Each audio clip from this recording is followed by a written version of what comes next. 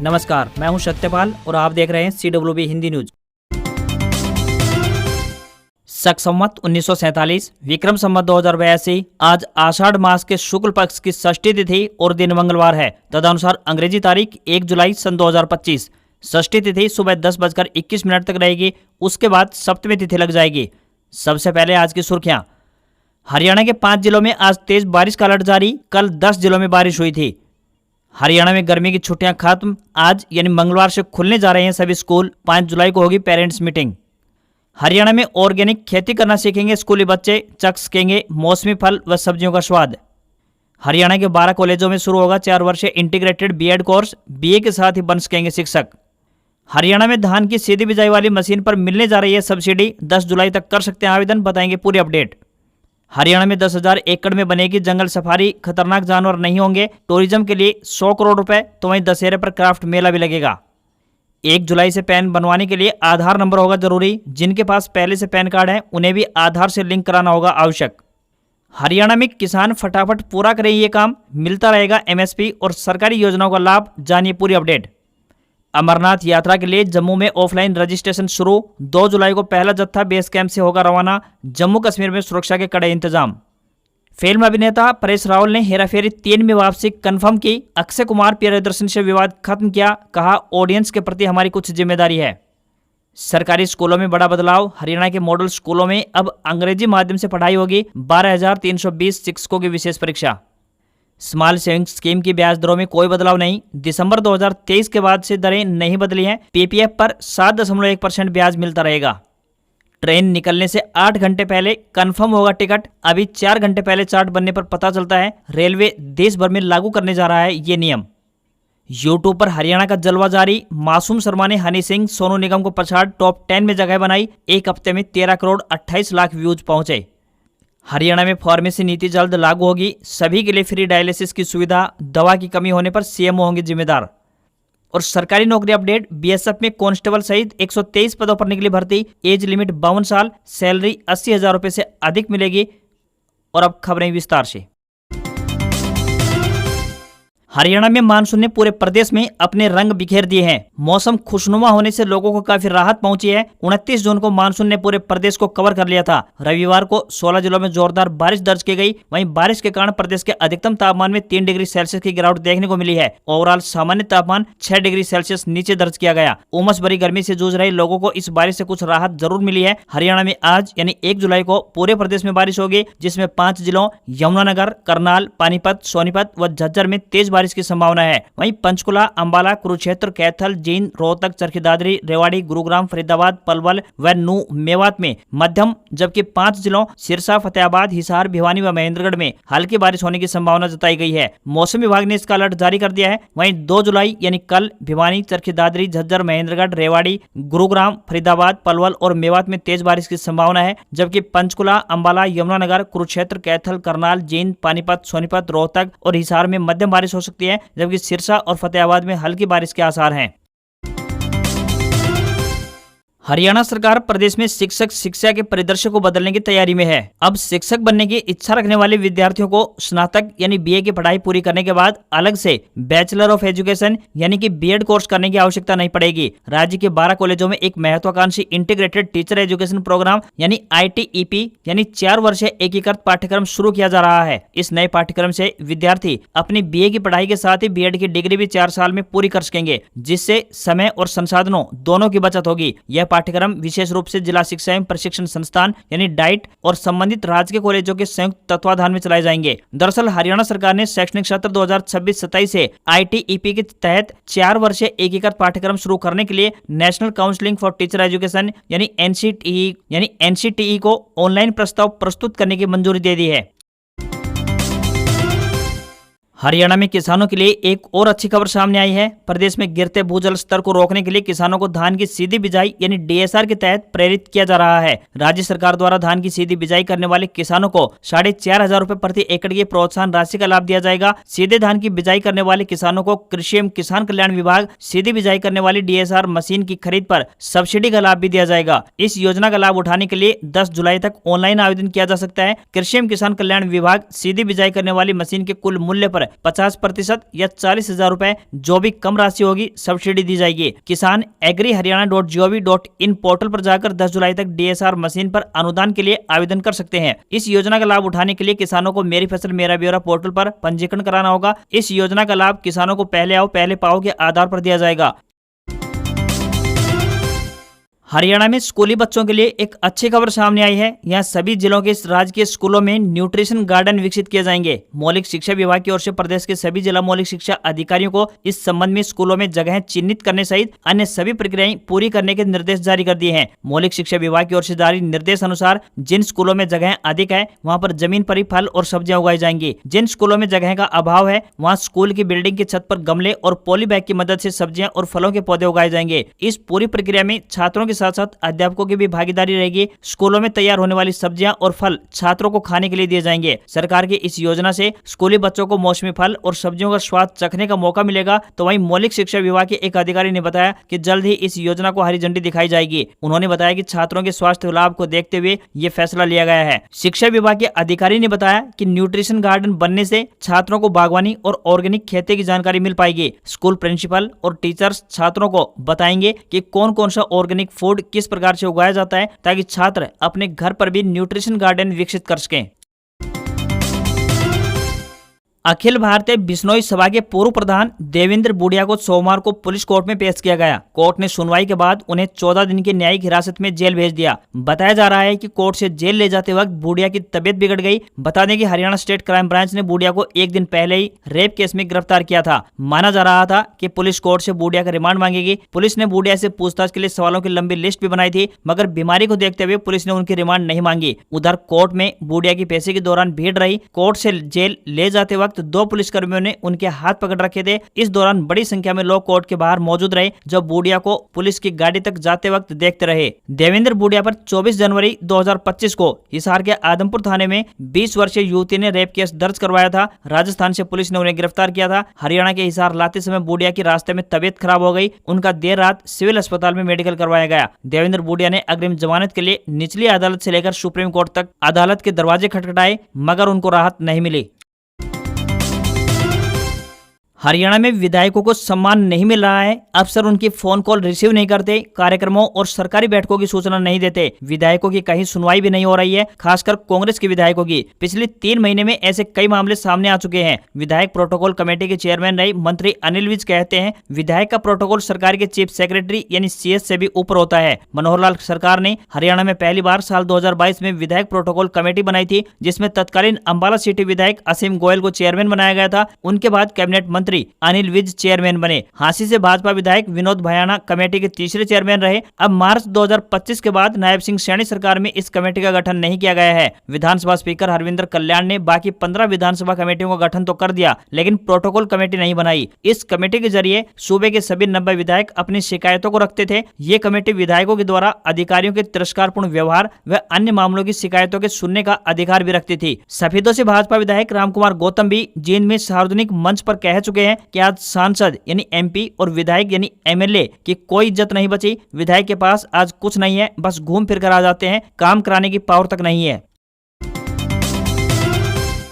एक लंबे अंतराल के बाद हरियाणा के सभी सरकारी और निजी स्कूलों के खुलने का समय आ गया है। आज यानी 1 जुलाई से सभी विद्यालय पुनः पहले की भांति खुलने जा रहे हैं। प्राथमिक विद्यालयों में तीसरी से 5वीं कक्षा तक के विद्यार्थियों के लिए 5 जुलाई को PTM यानी पेरेंट्स टीचर मीटिंग का आयोजन किया जाएगा। इस दिन किसी प्रकार की शैक्षणिक गतिविधि नहीं होगी। ग्रीष्मकालीन अवकाश के दौरान प्राथमिक विद्यालयों में विद्यार्थियों को गृह कार्य भी दिया गया था। यह कार्य इस प्रकार से तैयार किया गया था कि विद्यार्थी अनुभव आधारित गतिविधियों से जुड़ सकें। इससे उन्हें न केवल वास्तविक जीवन से जोड़ने का मौका मिलेगा, बल्कि उनकी रचनात्मकता, स्वायत्तता और जिज्ञासा को भी बढ़ावा मिलेगा। पेरेंट्स मीटिंग का मुख्य उद्देश्य की बात करें तो विद्यार्थियों की शैक्षणिक खामियों को समझना और विषयों पर उनकी पकड़ को मजबूत करना है। इससे पहले विद्यालय में मटका दौड़, नींबू दौड़, 3 पैर दौड़, म्यूजिकल चेयर और रस्साकसी जैसे खेल प्रतियोगिताओं का आयोजन होगा, जिनमें अभिभावकों की भी भागीदारी रहेगी। इस संबंध में विद्यालय शिक्षा निदेशालय द्वारा पत्र जारी किया गया है। हरियाणा में किसानों के लिए एक जरूरी खबर सामने आ रही है। खरीफ सीजन 2025 के फसलों के लिए मेरी फसल मेरा ब्यौरा पोर्टल पर रजिस्ट्रेशन शुरू हो चुके हैं। किसान अपनी खरीफ फसलों का ब्यौरा दर्ज कर रजिस्ट्रेशन करवा सकते हैं। उप कृषि निदेशक डॉक्टर सुखदेव सिंह ने बताया कि कृषि विभाग द्वारा किसान कल्याण के लिए चलाई जा रही विभिन्न विभागीय योजनाओं का लाभ उठाने के लिए फसल पंजीकरण करवाना अनिवार्य किया गया है। डॉक्टर सुखदेव ने बताया कि केवल उन्हीं किसानों की फसलें न्यूनतम समर्थन मूल्य यानी कि MSP पर खरीदी जाएंगे जो पोर्टल पर पंजीकृत होंगे। इसलिए किसान समय रहते फसल पंजीकरण करवाना बेहद जरूरी समझें। इसके अतिरिक्त किसान मेरी फसल मेरा ब्यौरा पोर्टल पर पंजीकरण करवाते समय ही पराली प्रबंधन के लिए धान की पराली को मिट्टी में मिलाने व गांठें बनाने के लिए 1200 रुपए प्रति एकड़ की दर से प्रोत्साहन राशि के लिए भी आवेदन कर सकते हैं। पंजीकरण के लिए किसान के पास परिवार पहचान पत्र यानी PPP व आधार कार्ड का होना अनिवार्य है। उन्होंने किसानों से अपील करते हुए कहा है कि वे पोर्टल बंद होने से पहले ही पंजीकरण करवाएं ताकि विभागीय योजनाओं का लाभ समय पर मिल सके और किसान MSP पर अपनी फसल को बेचकर अधिक मुनाफा कमा सके। प्रधानमंत्री फसल बीमा योजना के लिए प्रदेश के सभी 22 जिले 3 क्लस्टर में विभाजित हैं। फसल बीमा योजना के तहत बीमा कराना है या नहीं, इसे लेकर 23 जुलाई तक एक लिखित में सहमति या फिर असहमति पत्र देना होगा। वहीं 29 जुलाई तक फसल बदलने का ब्यौरा बैंकों में देना होगा, तो बैंक 31 जुलाई तक बीमा की राशि खातों से काटेंगे। सरकार ने पैन कार्ड नियमों में बदलाव किया है। 1 जुलाई 2025 से पैन कार्ड के लिए आवेदन करने पर आधार कार्ड अनिवार्य होगा। आपके पास आधार नहीं है तो पैन कार्ड भी नहीं बनवा सकेंगे। सरकार का कहना है कि इससे टैक्स चोरी पर लगाम लगेगी। जिनके पास पहले से पैन कार्ड है उन्हें भी 31 दिसंबर 2025 तक अपने पैन को आधार से लिंक कराना आवश्यक होगा। ऐसा नहीं करने पर उनका पैन कार्ड 1 जनवरी 2026 से इनएक्टिव हो जाएगा। पैन कार्ड 10 अंकों की अल्फा न्यूमेरिक पहचान संख्या होती है जिसे इनकम टैक्स डिपार्टमेंट जारी करता है। यह आयकर रिटर्न दाखिल करने, बैंक खाता खोलने और शेयर बाजार में निवेश जैसी वित्तीय गतिविधियों के लिए जरूरी होता है। अगर आपके पास पैन कार्ड नहीं है तो आप आयकर विभाग की ई-पैन सेवा के जरिए कुछ ही मिनटों में इसे हासिल कर सकते हैं। आप अपने नजदीकी CSC सेंटर पर जाकर अप्लाई करवा सकते हैं।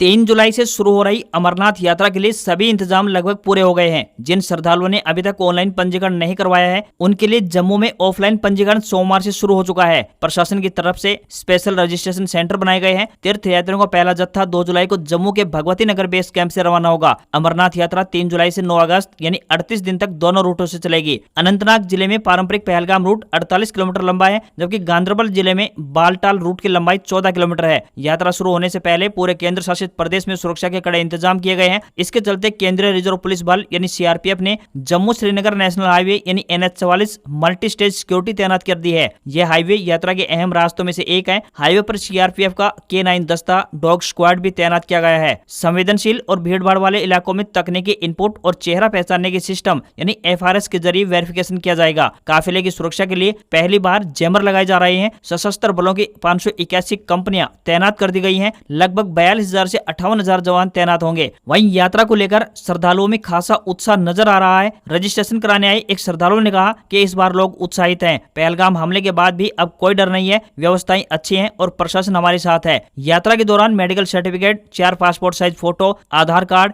RFID card, travel application form अपने साथ अवश्य रखें। फिजिकल फिटनेस के लिहाज से हर रोज 4 से 5 किलोमीटर पैदल चलने की प्रैक्टिस करें। सांस वाला योग जैसे प्राणायाम और एक्सरसाइज अवश्य करें। यात्रा में ऊनी कपड़े, रेनकोट, ट्रैकिंग स्टिक, पानी की बोतल और जरूरी दवाओं का बैग भी अपने साथ अवश्य रखें। बता दें कि अमरनाथ शिवलिंग एक प्राकृतिक बर्फ से बनी संरचना है जिसे हिमानी शिवलिंग भी कहा जाता है। अमरनाथ गुफा समुद्र तल से लगभग 3888 मीटर की ऊंचाई पर है। यह गुफा उत्तरमुखी है जिससे सूरज की सीधी रोशनी बहुत कम पहुंचती है। यही वजह है कि गुफा के अंदर का तापमान 0 डिग्री सेल्सियस से नीचे बना रहता है जिससे बर्फ आसानी से जमती है। वहीं आसपास के ग्लेशियरों से आने वाली पानी लगातार गुफा की छत से टपकता रहता है। इससे धीरे धीरे शिवलिंग बन जाता है। यह वैज्ञानिक रूप से स्टेलेग्माइट कहलाता है। अब ट्रेनों का रिजर्वेशन चार्ट ट्रेन निकलने से 8 घंटे पहले तैयार किया जाएगा। अभी तक यह चार्ट सिर्फ 4 घंटे पहले बनता था। इससे यात्रियों को टिकट कंफर्म नहीं होने पर वैकल्पिक यात्रा या फिर दूसरा टिकट बुक करने के लिए अधिक समय मिलेगा। ये फैसला हाल ही में रेल मंत्री अश्विनी वैष्णव की अध्यक्षता में हुई समीक्षा बैठक के बाद लिया गया है। रेलवे बोर्ड जल्द ही इन बदलावों को फेज वाइज लागू करने जा रहा है। मीडिया रिपोर्ट्स के मुताबिक इसे 1 जुलाई यानी आज से शुरू करने की योजना है। शुरुआत में इसे कुछ खास ट्रेनों पर लागू किया जाएगा। यह नियम मुख्य रूप से लंबी दूरी की ट्रेनों के लिए है, लेकिन शुरुआत में इसे चुनिंदा ट्रेनों जैसे हमसफर श्रेणी की ट्रेनों पर लागू किया जाएगा। बाद में इसे राजधानी, शताब्दी, मेल एक्सप्रेस और सुपरफास्ट जैसी अन्य ट्रेनों पर भी लागू किया जाएगा। आपको बता दें कि भारतीय रेलवे ने 1 मई से वेटिंग टिकट के लिए नए नियम लागू कर दिए थे। इस नियम के अनुसार वेटिंग लिस्ट टिकट वाले यात्रियों को अब स्लीपर या फिर एसी कोच में यात्रा करने की अनुमति नहीं होगी। जिन यात्रियों की टिकट वेटिंग लिस्ट में है वे अब सिर्फ जनरल कोच में ही सफर कर सकेंगे। अगर कोई यात्री वेटिंग टिकट पर एसी या स्लीपर कोच में यात्रा करता हुआ पाया जाता है तो उस पर जुर्माना लगेगा। एसी कोच के लिए जुर्माना 440 रुपए है, वहीं स्लीपर के लिए जुर्माना 250 रुपए तय किया गया है। इसके अलावा आपको ट्रेन के शुरुआती स्टेशन से लेकर उस स्टेशन तक का किराया देना होगा जहां आप पकड़े गए हैं। हरियाणा सरकार प्रदेश में शिक्षा के स्तर को ऊपर उठाने और सरकारी स्कूलों को निजी व कॉन्वेंट स्कूलों की तर्ज पर विकसित करने की दिशा में एक बड़ा कदम उठा रही है। इसके तहत राज्य के पीएम श्री स्कूल और मॉडल संस्कृति स्कूलों में अब छात्रों को शुरू से ही बेहतर और अंग्रेजी माध्यम की शिक्षा प्रदान की जाएगी। इस महत्वाकांक्षी योजना को सफल बनाने के लिए इन विशेष स्कूलों में पढ़ाने वाले अध्यापकों के लिए एक कड़ी चयन प्रक्रिया अपनाई गई है। इस नई व्यवस्था के तहत हरियाणा विद्यालय शिक्षा बोर्ड ने इन खास स्कूलों में तैनाती के लिए 12,320 उम्मीदवारों की एक विशेष पात्रता परीक्षा आयोजित की गई है। यह परीक्षा प्रिंसिपल, हेडमास्टर, प्राइमरी टीचर यानी पीआरटी, पोस्ट ग्रेजुएट टीचर यानी पीजीटी और ट्रेंड ग्रेजुएट टीचर यानी टीजीटी जैसे विभिन्न पदों के लिए ली गई है। बोर्ड चेयरमैन डॉक्टर पवन कुमार और सचिव मुनीश नागपाल ने बताया कि परीक्षा कुल 6 प्रमुख शहरों अंबाला, फरीदाबाद, हिसार, रोहतक, गुरुग्राम और करनाल में 42 परीक्षा केंद्रों पर सफलतापूर्वक संपन्न करवाई गई है। संगीत की दुनिया में हरियाणवी कलाकारों का दबदबा लगातार बढ़ रहा है और इस बार इस बात को साबित किया है जींद के जुलाना क्षेत्र के ब्राह्मणवास गांव के रहने वाले सिंगर मासूम शर्मा ने। गूगल के सबसे बड़े प्लेटफॉर्म में शुमार यूट्यूब की मोस्ट पॉपुलर सिंगर लिस्ट में मासूम शर्मा ने अपनी जगह बनाई है। यूट्यूब की ओर से जारी की गई इस सप्ताह की टॉप 10 आर्टिस्ट की लिस्ट में मासूम शर्मा 7वें नंबर पर है, जो कि एक बड़ी उपलब्धि है। उन्होंने केवल हरियाणवी संगीत प्रेमियों को ही नहीं बल्कि देश विदेश के बड़े बड़े कलाकारों को भी पीछे छोड़ दिया है। इस लिस्ट में मासूम शर्मा ने पंजाबी म्यूजिक के बादशाह हनी सिंह, विश्व प्रसिद्ध गायक सोनू निगम, ऑस्कर विजेता संगीतकार AR रहमान और पाकिस्तानी गायक आतिफ असलम जैसे दिग्गजों को भी पीछे छोड़ दिया है। यूट्यूब पर हरियाणवी सिंगर मासूम शर्मा को एक सप्ताह में 13 करोड़ 28 लाख लोगों ने देखा है, जो उनकी बढ़ती लोकप्रियता का सीधा प्रमाण है। यूट्यूब की प्रतिष्ठित सूची में पहले नंबर पर बॉलीवुड की दिग्गज गायिका अलका याग्निक है, दूसरे नंबर पर उदित नारायण व तीसरे नंबर पर कुमार शानू है। हनी सिंह 13वें और AR रहमान 17वें नंबर पर हैं। यह दिखाता है कि हरियाणवी संगीत अब सिर्फ हरियाणा तक ही सीमित नहीं रहा है बल्कि पूरे देश और दुनिया में अपनी पहचान बना चुका है। बता दें कि 27 मार्च 1991 में जींद जिले के जुलाना क्षेत्र के ब्राह्मणवास गांव में जन्मे मासूम शर्मा ने अपनी कलाकारी की शुरुआत साल 2009 में म्यूजिक एल्बम जलवा हरियाणा से की थी। उनका पहला बड़ा हिट गाना कोठे चढ़ ललकारू साल 2014 में आया था, जिसने उन्हें हरियाणवी युवाओं के बीच रातों रात मशहूर बना दिया। यह गाना हरियाणवी संगीत प्रेमियों के बीच एक मील का पत्थर साबित हुआ।